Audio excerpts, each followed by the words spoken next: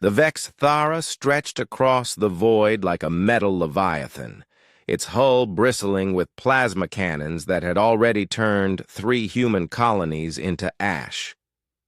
Commander Sarah Chen watched it through her fighter's cracked viewport, calculating, odds that made her stomach clench. The Zephyrian mothership was 20 kilometers of death and destruction, housing 50,000 enemy troops and enough firepower to glass entire worlds. The human fleet was losing. Badly. "All wings! This is command," Admiral Torres's voice crackled through the comm. "Fall back to Perimeter 7. Repeat, all units fall back." Chen's jaw tightened. Fall back meant abandoning the civilian evacuation ships still limping away from New Geneva. Fall back meant letting the Zephyrians continue their systematic extermination of human settlements. She glanced at her fuel gauge, enough for maybe 30 minutes of combat operations, or one very stupid infiltration mission.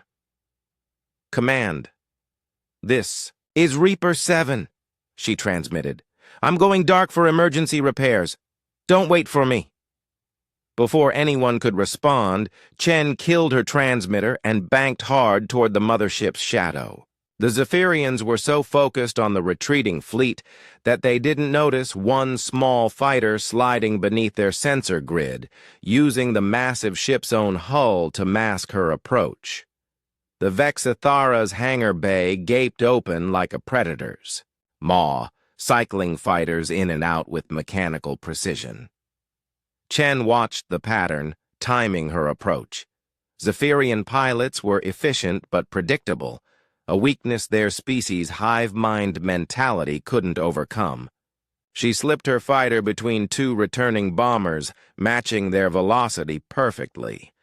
The hangar's atmospheric shield rippled around her as she passed through, and suddenly she was inside the belly of the beast. Emergency lights bathed everything. In sickly green as Chen powered down her fighter between rows of enemy craft. The Zephyrians moved like insects, all chittering mandibles and compound eyes, but they followed patterns. Guard rotations every 23 minutes. Maintenance. Crews focused on specific sectors. She'd studied their behavior for months, looking for exactly this opportunity. Chen slipped from her cockpit, pulse rifle ready. Her suit's adaptive camouflage shifted to match the hangar's shadowy corners as she moved deeper into the ship. The corridors were a maze of organic curves and bioluminescent strips, designed for beings that thought in 3 dimensions rather than human linear logic. But Chen had always been good at puzzles. She made her way toward the ship's core, leaving a trail of unconscious guards and disabled security nodes. The Zephyrians' mistake was assuming their numbers made them invincible. They'd never learned to watch their backs because they'd never faced a species that hunted alone. The mothership's reactor chamber thrummed with barely contained energy, a fusion core the size of a city block, surrounded by quantum stabilizers and backup systems. Destroy it, and the ship would either explode or drift helplessly while its life support failed. Either outcome worked for Chen. She'd brought enough thermite charges to crack the stabilizer housings, but as she studied the reactor's layout, a better idea formed. The Zephyrians had built redundancy into everything, except their command structure. Take out the Queen's neural relay, and 50,000 soldiers would become 50,000 confused insects. Chen changed course, heading for the ship's brain center. The neural hub pulsed with synaptic lightning, organic computers processing. Millions of battlefield calculations per second. Zephyrian technicians floated in biopods, their consciousness linked directly to the ship's systems. At the center, the Queen's voice echoed through quantum entanglement networks, coordinating the entire invasion fleet.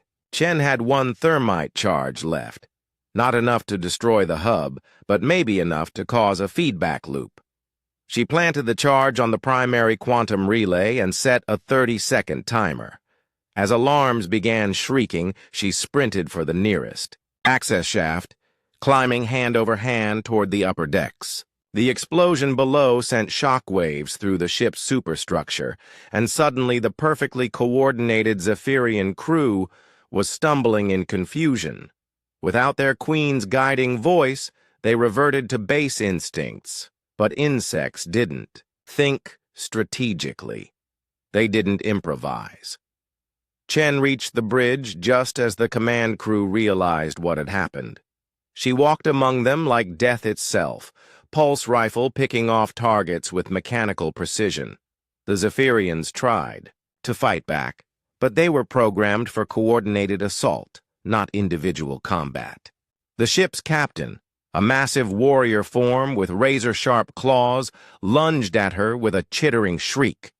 Chen sidestepped, put 3 plasma bolts into its thorax, and watched it collapse in a pool of ichor.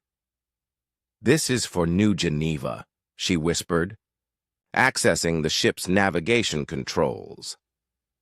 The Vexithera began to turn, its massive bulk reorienting toward the Zephyrian fleet. Chen programmed a collision course with their primary command vessel and locked out the navigation systems. Without their queen's voice, the crew couldn't coordinate a response fast enough to stop her.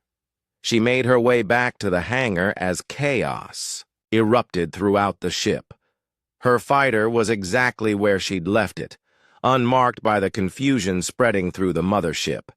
Chen strapped in and launched, threading between panicked Zephyrian fighters as they tried to understand why. Their mothership was accelerating toward their own fleet. Behind her, the Vexthara picked up speed, its massive engines driving it inexorably toward its target. The Zephyrian command ship tried to maneuver, but 20 kilometers of metal couldn't change course quickly enough. The collision lit up space like a new star. Chen watched from a safe distance as both ships died together, taking the heart of the invasion fleet with them. The remaining Zephyrian vessels, leaderless and confused, began retreating into hyperspace. "All units, this is Reaper 7, she transmitted to the human fleet. "Enemy mothership is down. Repeat, primary target eliminated." Admiral Torres's voice came back full of disbelief. "Reaper 7, how in hell did you—" "Sometimes," Chen interrupted, setting course for home, "all it takes is one human who refuses to give up." The evacuation ships were safe. New Geneva's children would live to see another day. And somewhere, in the void, 50,000 Zephyrian warriors had learned too late that humanity's greatest weapon wasn't their technology or their numbers. It was their refusal to accept defeat.